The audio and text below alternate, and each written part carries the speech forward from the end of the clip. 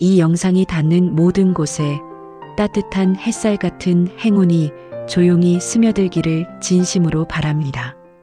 월 150만 원으로 둘이서 행복하게 살 수 있다는 70대 부부를 직접 만나 정말로 많은 얘기를 나눴습니다. 노후 생활비, 은퇴 후 지출, 시니어 절약 노하우가 궁금하신 분들께 이 영상이 작은 희망이 되길 바랍니다. 여러분 혹시 이런 생각 해보신 적 있으세요? 나는 노후에 얼마가 있어야 행복할 수 있을까? 저도 솔직히 그 생각을 참 많이 했거든요. 주변에서는 노후에 최소 3억, 5억은 있어야 한다. 아니다. 10억도 부족하다. 이런 말이 넘쳐나잖아요. 그런데 제가 얼마 전에 정말 충격적인 제보를 하나 받았어요. 경북의 한 작은 마을에 사는 70대 부부인데요. 이분들이 우리 부부 월 150만 원으로 먹고 자고 여행도 가고 행복하게 살고 있다고 하시는 거예요. 솔직히 처음엔 저도 믿기 힘들었어요. 요즘 세상에 둘이서 150만 원이요? 그게 진짜 가능한 건지, 어떻게 가능한 건지 제가 직접 찾아가서 확인해 봤습니다. 오늘 이 영상 끝까지 보시면 아마 노후에 대한 생각이 완전히 달라지실 거예요. 여러분 잠깐만요. 본론 들어가기 전에 한 말씀만 드릴게요. 저희 채널에서는 이런 이야기, 숫자가 아니라 사람 이야기를 계속 가져오려고 하거든요. 이 영상이 조금이라도 도움이 되셨다면 구독과 좋아요, 알림 설정까지 눌러주시면 정말 큰 힘이 됩니다. 그 작은 버튼 클릭 하나가 저한테는 정말 큰 응원이 되거든요. 감사합니다. 제가 이분들 소식을 처음 접한 건 새벽 1시였어요. 영상 편집하다가 댓글창 훑어보고 있었는데 한 댓글에서 손이 딱 멈춰버렸어요. 저희 부모님은 경북 시골에서 둘이서 월 150만 원으로 사세요. 근데 저보다 훨씬 여유로워 보여요. 저 그 댓글 한 줄을 한 3분은 쳐다봤어요. 월 150만 원이요. 둘이서요. 요즘 혼자 서울에서 살아도 200만 원이 빠듯하다고 난리인데 처음엔 솔직히 설마 뭔가 빠진 거 있겠지 싶었어요. 아니면 아주 특수한 케이스거나. 근데 그 댓글이 자꾸 머릿속에서 안 지워지는 거예요. 그날 밤 결국 편집을 못 마치고 잠들었어요. 꿈에서도 그 댓글이 나왔어요. 저 이러면 직접 가봐야 하거든요. 다음날 바로 댓글 쓰신 분한테 쪽지를 드렸어요. 혹시 부모님께 여쭤봐 주실 수 있을까요? 저희 채널에서 한번 찾아뵙고 싶습니다. 솔직히 거절하실 줄 알았어요. 70대 어르신들이 카메라 앞에 나오시는 걸 굉장히 부담스러워 하시잖아요. 그런데 이틀 뒤에 답장이 왔어요. 부모님이 흔쾌히 오셔도 된다고 하셨어요. 우리 사는 것 한번 보여드리겠다고 하시네요.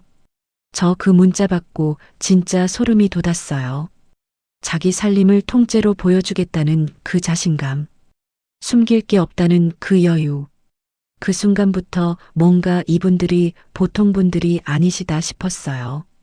그렇게 해서 저는 카메라 하나, 삼각대 하나 챙겨서 경북의 한 작은 읍내로 내려갔어요. 서울역에서 KTX 타고 거기서 다시 버스로 1시간. 창밖으로 논밭이 펼쳐지고 산이 가까워지고 건물들이 낮아지는 게 느껴지는데 묘하게 가슴이 두근거렸어요. 어떤 분들일까? 정말 가능한 생활인가? 아니면 뭔가 포장된 이야기인가? 제 직업병이 발동해서 온갖 가능성을 다 생각하면서 갔어요. 버스에서 내리는 순간 멈칫했어요. 정류장에 할아버지가 서 계셨거든요. 흰 등산 모자에 파란 점퍼, 발이 편해 보이는 운동화. 그리고 손에 작은 종이 봉투 하나. 그 봉투가 뭔지 나중에 알았는데 버스 정류장 옆 작은 빵집에서 사오신 단팥빵이었어요. 멀리서 왔으니 일단 이거 먹고 걸어가자고. 저 그 말 듣고 진짜 당황했어요. 저를 취재하러 온 사람이 아니라 손님처럼, 아니, 조금 낯선 손자처럼 대해주시는 거예요. 어색하지도 않고 보여주려는 것도 아닌 그냥 그분한테는 이게 너무나도 자연스러운 행동인 거예요. 저 단팥빵 한 입 먹으면서 아, 이 영상 뭔가 다르겠다 싶었어요. 걸어서 10분 거리에 집이 있었어요. 경상도 시골 특유의 낮은 담장, 오래된 기와 지붕, 마당이 있는 단독주택. 근데 대문 앞에 서는 순간 왠지 모르게 마음이 착 가라앉는 거예요. 담장을 따라 작은 꽃들이 줄줄이 피어 있고 마당 안에 화분들이 가지런히 놓여 있고 장독대 옆에 작은 고추 모종이 쭉 서 있고 할머니가 이미 마당에 나오셔서 우리를 기다리고 계셨어요. 앞치마를 두르신 채로요. 집에 들어가기도 전에 왔어요? 배고프죠? 하시는 거예요. 저 취재 온 건데 밥 얻어먹게 생겼구나 싶으면서도 그 말 한마디에 긴장이 다 풀렸어요. 두 분을 제대로 소개해 드릴게요. 할아버지는 박종우 어르신, 올해 76세이십니다. 할머니는 이정숙 어르신, 74세. 결혼 47년 차예요. 47회를 같이 사셨어요. 요즘 이혼율이 40%가 넘는 시대에 47년이라는 숫자가 얼마나 무거운 건지 여러분도 아시죠? 두 분 다 평생 경북에서 나고 자라셨고 할아버지는 30년 넘게 동네에서 농기계 수리 일을 하셨대요. 할머니는 농사일 하시면서 아이 셋을 키우셨고요. 특별한 직함도 없고 화려한 경력도 없어요. 그냥 평생 일하고 살아온 분들이에요. 지금 자녀들은 전부 도시에 나가 살고 두 분만 고향집에 남아 계세요. 자, 이제 본격적으로 들어가 볼게요. 제가 이분들한테 가장 먼저 그리고 가장 솔직하게 여쭤본 게 뭔지 아세요? 돈 이야기예요. 실례가 안 된다면 한 달에 들어오는 돈이 정확히 어떻게 되세요?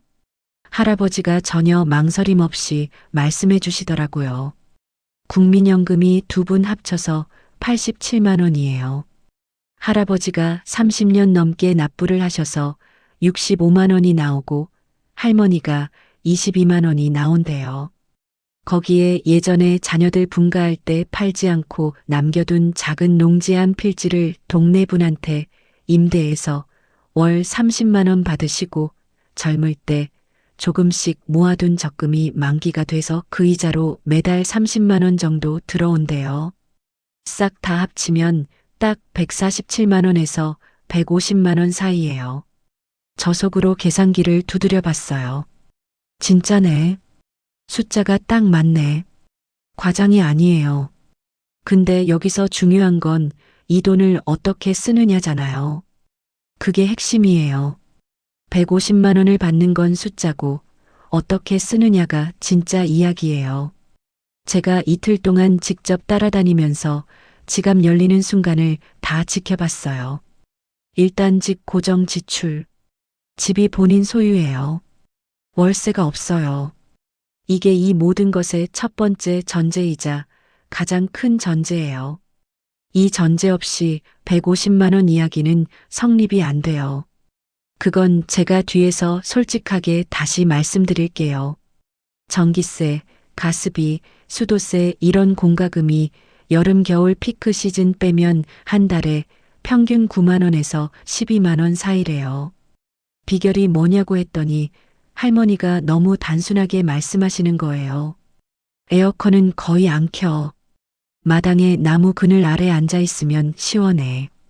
겨울엔 방 하나만 따뜻하게 하고 거기서 다 해결하고. 불편하지 않냐고 여쭤봤더니 할머니가 살짝 웃으시면서 추울 때 따뜻한 사람 옆에 딱 붙어 있으면 되지. 그게 더 따뜻해 하시는 거예요. 저 그 말에 할 말을 잃었어요. 불편한 게 아니라 사는 방식이 다른 거예요. 식비. 이게 제일 믿기 힘들었던 부분인데 직접 보니까 완전히 납득이 됐어요. 두 분 식비가 시장 다니는 것 포함해서 월 30만 원 안팎이에요. 비결은 텃밭이에요. 마당 한쪽에 자그마한 텃밭이 있는데 거기서 고추, 깻잎, 상추, 방울토마토, 호박, 대파가 자라고 있어요. 할머니 말씀이 걸작이에요. 텃밭이 제일 큰 마트야. 공짜로 가져오면 되니까. 그 말이 얼마나 현실적이고 통쾌하던지. 장 보러 가시는 날 직접 따라 나섰어요. 할머니가 낡은 천장바구니 하나 달랑 들고 읍내 재래시장으로 가시는데 들어서자마자 상인들이랑 인사가 시작돼요. 왔어요? 오늘 고등어 싱싱한 거 들어왔어. 봐봐, 시장을 보시는 내내. 이런 대화가 끊이질 않아요. 이분이 단순히 장 보러 온 게 아니라 사람을 만나러 온 거예요. 그날 사신 것들을 제가 옆에서 메모했어요. 고등어 2마리 4,000원, 두부 하나 1,500원, 파 한 단 1,000원, 콩나물 한 봉지 800원, 국거리 멸치 3,000원, 총 13,000원이에요. 이게 이틀치 반찬 재료래요. 하루 5,000원으로 2분 밥상을 차리시는 거예요. 저 그날 점심에 편의점에서 혼자 6,500원짜리 도시락을 먹었거든요. 솔직히 좀 창피했어요. 그날 저녁 할머니가 차려주신 밥상, 지금도 기억나요. 갓 지은 쌀밥에 된장찌개, 고등어구이, 깻잎 무침, 콩나물국. 딱 봤을 때는 소박하다 싶었는데 첫 숟가락 뜨는 순간 진짜 멈칫했어요. 이게 밥이다. 그 생각이 딱 들더라고요. 인스턴트도 아니고 배달 음식도 아니고 누군가 정성껏 만들어준 밥. 그 맛이 뭔지 아시죠? 돈으로 살 수 없는 그 맛이요. 저 그날 밥 한 그릇 반을 뚝딱 먹었어요. 의료비 얘기로 넘어가 볼게요. 70대이시니까 이게 제일 걱정스러운 부분이었어요. 할아버지가 고혈압 약을 드시는데 동네 의원에서 한 달치 처방받으시면 본인 부담금이 딱 4,000원이에요. 건강보험 덕분이죠. 할머니는 다행히 크게 아픈 데 없이 건강한 편이라 정기검진 외엔 병원 갈 일이 별로 없으시다고 해요. 2분 의료비를 합치면 한 달에 2만 원에서 3만 원 사이가 나온대요. 저 그 말 듣고 솔직히 건강보험이 이렇게 고마운 제도인 걸 새삼 깨달았어요. 우리가 매달 건강보험료 낼 때 또 나가네 하고 넘어가는데 저 할아버지한테 그게 한 달 약값 4,000원으로 돌아오는 거거든요. 여기 이야기가 제일 흥미로웠어요. 여행도 가신다고 하셨는데 150만 원으로 여행이 가능해요? 솔직히 반신반의하면서 여쭤봤거든요. 할아버지가 씩 웃으시면서 말씀하시는데 읍내 경로당에서 지자체 연계 노인 여행 프로그램을 1년에 한두 번 이용하신대요. 부부 기준으로 1인당 5만 원에서 7만 원이면 1박 2일 국내 여행이 전부 다 해결된대요. 숙박이고 버스고 다 포함해서요. 봄에는 벚꽃 보러 지내, 가을엔 단풍 보러 내장산. 그걸 1년 내내 기대하며 사신다고요. 할아버지가 그 말씀하실 때 눈이 반짝였어요. 그 여행이 우리한테는 제일 큰 행사야. 가기 전에 뭐 입고 갈지, 어디서 뭐 먹을지 한 달 전부터 얘기하거든. 저 그 말 듣고 뭔가 진짜 울컥했어요. 비행기 타고 해외 나가는 것만 여행이 아니구나. 기다림이 있는 여행, 설렘이 있는 여행. 그게 진짜 여행 아닌가. 평소 일상은요. 할아버지는 오전에 경로당에 가셔서 동네 어르신들이랑 바둑 두시거나 TV 보시고 오후엔 집에 오셔서 텃밭 살피시거나 동네 한 바퀴 걸으세요. 할머니는 읍내 복지관 노래교실을 일주일에 2번 다니시는데 한 달 수강료가 딱 1만 원이에요. 1만 원으로 친구도 만나고 노래도 배우고 웃음도 찾으세요. 그리고 2분이 함께하는 루틴이 하나 있어요. 저녁 먹고 동네를 한 바퀴 도는 거예요. 비가 와도 우산 쓰고 나가신대요. 제가 그게 그냥 운동이에요? 했더니 할머니가 손으로 입 가리고 웃으시면서 그게 데이트지. 우리 제일 좋은 데이트. 47년 부부가 매일 저녁 데이트를 하세요. 저 그 말에 어떤 말도 못했어요. 통신비도 여쭤봤어요. 두 분 다 스마트폰 쓰시는데 시니어 요금제로 두 분 합쳐서 한 달에 28,000원이에요. 할아버지가 스마트폰으로 제일 자주 하시는 게 뭔지 아세요? 유튜브래요. 유튜브 이거 공짜잖아. 여기서 안 나오는 게 없어. 뭐든 다 배울 수 있어. 저 유튜브 하는 사람으로서 그 말이 왜 이렇게 뭉클하던지. 제가 만든 영상이 어딘가에서 박종호 할아버지 같은 분들한테 닿고 있을 거라는 생각이에요. 자, 이제 제가 이틀 동안 지켜본 지출을 다 합산해 볼게요. 공과금 10만 원, 식비 30만 원, 의료비 3만 원, 통신비 3만 원, 복지관 1만 원, 생필품 경로당 용돈 5만 원, 의류잡비 7만 원, 여행 적립금 5만 원, 싹 다 합치면 64만 원이에요. 150만 원에서 64만 원을 빼면 86만 원이 남아요.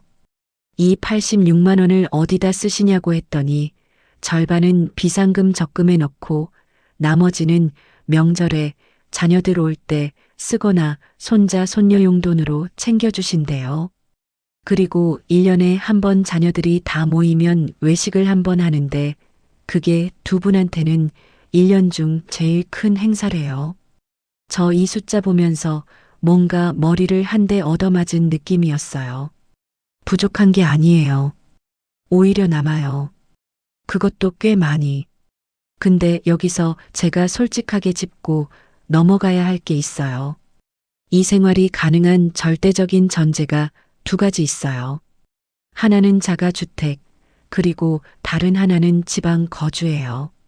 만약 이분들이 서울에서 월세를 내면서 사신다면 방 2개짜리 빌라 월세만 해도 60만 원에서 80만 원이 훌쩍 넘어가요. 그러면 이 구조 전체가 무너지는 거예요. 그러니까 나도 150만 원으로 살 수 있겠다고 섣불리 생각하시면 안 돼요. 맥락이 있는 숫자예요. 이 전제를 감추고 이렇게 살 수 있대요라고 말하는 건 정직하지 않은 거거든요. 그래서 저는 이걸 먼저 말씀드리고 싶었어요. 하지만 이분들의 이야기가 주는 진짜 가치는 숫자가 아니에요. 방향이에요. 이분들이 살아가는 방식, 선택하는 방식, 만족을 찾는 방식. 그게 저한테 진짜 충격이었어요. 제가 할아버지한테 정색하고 여쭤봤어요. 진짜로 행복하세요? 연기 아니죠? 할아버지가 잠깐 하늘을 보시더니 이렇게 말씀하시는 거예요. 행복한지 불행한지는 나도 잘 몰라. 근데 불안하지가 않아. 아침에 눈 뜰 때 무서운 게 없어. 그게 행복 아닌가. 저 그 말에 5초 동안 아무 말도 못했어요. 불안하지 않다. 아침에 눈 뜨는 게 무섭지 않다. 지금 이 시대에 그 말이 얼마나 사치스럽게 느껴지는지 아세요? 직장인들이 일요일 저녁에 느끼는 그 무게감, 은퇴 앞에 선 분들이 느끼는 그 막막함, 그게 이분한테는 없는 거예요. 나중에 따로 할머니한테도 여쭤봤어요. 남편 말대로 진짜 불안하지 않으시냐고. 할머니가 조금 다른 말씀을 하시더라고요. 사실 아플까봐 그건 무섭지. 근데 생각해보면 그 걱정은 돈이 10억 있어도 똑같이 해. 그러니까 지금 건강할 때 오늘 하루를 잘 사는 게 더 중요한 것 같아. 저 그 말을 듣고 이분들한테 단순한 절약 노하우 이상의 무언가가 있다는 걸 확실히 느꼈어요. 삶을 보는 눈이 달라요. 오래 살면서 스스로 만들어낸 철학이 있어요. 이틀을 함께 보내면서 제가 관찰한 것들이 있어요. 두 분이 하루에 말다툼을 단 한 번도 안 해요. 47년 부부가 다툼이 없을 리 없는데 제 앞에서만 그런 건지 진짜 그런 건지 모르겠어서 할머니한테 솔직히 여쭤봤더니 싸우기엔 남은 시간이 아까워 하시는 거예요. 저 그 말에 가슴이 쿵 내려앉았어요. 남은 시간이 아까워. 그 말 속에 얼마나 많은 세월이 담겨 있는 건지. 할머니가 밥 짓고 있으면 할아버지가 옆에서 물 올려주고, 할아버지가 텃밭 일하면 할머니가 물 한 잔 들고 나오고, 딱히 말이 없어도 서로가 뭘 필요로 하는지 아는 거예요. 47년이 쌓이면 그렇게 되나 봐요. 저는 그게 부럽더라고요. 진짜로. 그리고 이분들이 굉장히 지역사회와 연결이 잘 되어 있어요. 경로당에 아는 분들이 있고, 시장에 아는 상인이 있고, 복지관에 친한 분들이 있어요. 고립이 없어요. 노후의 가장 무서운 적이 외로움이라고들 하잖아요. 근데 이분들은 그 문제를 돈으로 해결한 게 아니라 관계로 해결하고 있어요. 복지관 1만 원으로 친구를 만나고, 경로당에서 웃음을 나누고, 저녁 산책으로 서로를 확인하고, 그 모든 게 거의 공짜예요. 돈이 아니라 시간과 마음을 투자한 거예요. 제가 돌아오는 버스 안에서 창밖을 보면서 이런 생각을 했어요. 우리가 노후에 대해 갖고 있는 공포, 그게 진짜 내 현실에서 오는 건가?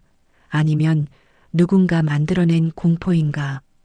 유튜브 열면, 뉴스 틀면, 책 보면 다들 노후엔 최소 이만큼이 있어야 한다고 해요. 그 숫자가 계속 커져요. 1억이었다가 3억이 되고, 5억이 되고, 10억이 되고. 근데 그 숫자를 다 채운 사람이 진짜 불안이 없냐고 물어보면 꼭 그렇지 않더라고요. 숫자는 계속 목표가 되고, 인간은 그 목표를 채워도 또 다른 불안을 찾아요. 반면 박종우 할아버지는 국민연금 87만 원, 임대료 30만 원, 이자 30만 원으로 사시면서 불안하지 않다고 하셨어요. 그 말이 서울 가는 내내 버스 안에서 계속 맴돌았어요. 그 말이 틀린 말이 아닌 거잖아요. 진짜거든요. 제가 이틀 동안 옆에서 지켜봤는데 연기가 아니에요. 두 분 표정에, 두 분 말투에, 두 분이 서로를 대하는 방식에 그게 다 담겨 있었어요. 물론 이 생활이 모든 사람한테 답이라는 건 절대 아니에요. 도시에서 오래 사셨던 분, 의료비가 많이 나오시는 분, 자녀들이 자주 왕래하는 환경에 사시는 분은 분명히 더 많은 돈이 필요해요.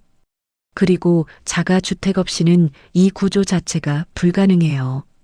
저도 그 전제를 절대 무시하지 않아요. 그런데 제가 이 영상을 통해 드리고 싶은 질문은 이거예요. 지금 내가 노후에 대해 갖고 있는 최소 기준, 그게 진짜 내 삶에서 나온 기준인가요? 아니면 어디선가 주입된 기준인가요? 내가 진짜 필요한 게 뭔지, 나는 어디서 살고 싶은지, 어떤 하루가 나한테 행복한 하루인지. 그 답을 먼저 찾으면 준비해야 할 숫자가 훨씬 선명하게 보이거든요. 어떤 사람은 10억이 있어야 하고, 어떤 사람은 5억이면 충분하고, 어떤 사람은 박종우 할아버지처럼 150만 원으로도 아침에 눈 뜨는 게 무섭지 않을 수 있어요.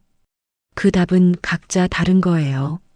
두 분과 작별할 때 할머니가 텃밭에서 직접 따신 깻잎이랑 방울토마토를 비닐봉지에 가득 담아주셨어요. 이거 서울 가서 먹어, 맛있어. 할아버지는 버스 정류장까지 같이 걸어오시면서 또 와, 언제든지. 우리 여기 있어 하시더라고요. 버스가 출발하려는데 두 분이 손을 흔드시는 거예요. 저 그 장면 보고 솔직히 눈물이 날 뻔했어요. 거창한 것 하나 없이, 화려한 것 하나 없이, 그냥 소박하게 그리고 완전하게. 그 두 분의 삶이 제 마음에 그렇게 새겨졌어요. 150만 원의 이야기가 아니라 어떻게 사는 것이 진짜 사는 건가에 대한 이야기로요. 오늘 영상 보시면서 어떠셨어요? 저는 솔직히 내려가기 전이랑 내려갔다 온 후가 많이 달라졌어요. 노후에 필요한 게 숫자가 아닐 수도 있다는 걸 이분들이 몸으로 보여주셨거든요. 자가 주택 하나, 소박한 텃밭, 작은 연금, 그리고 서로를 아끼는 마음. 그게 두 분의 노후 전부였어요. 그리고 두 분은 그걸로 충분하다고 하셨어요. 오늘 여러분이 딱 한 가지만 가져가셨으면 해요. 지금 내 노후 기준이 진짜 내 삶에서 나온 건지 한 번만 돌아보는 것. 내가 진짜 필요한 게 뭔지, 내가 어디서 살고 싶은지, 나는 어떤 하루가 행복한 하루인지. 그 답을 먼저 찾으면 준비해야 할 숫자가 훨씬 선명하게 보이거든요. 다음번엔 또 다른 분들의 이야기를 가져올게요. 서울에서 월세 살면서 연금 하나로 버티고 계신 분도 있고 전혀 다른 방식으로 노후를 보내고 계신 분들도 있어요. 그 이야기들 모아서 같이 생각해 봐요. 오늘도 끝까지 봐주셔서 진심으로 감사드려요. 여러분의 노후가 조금 더 따뜻하고 단단해지길 바라겠습니다.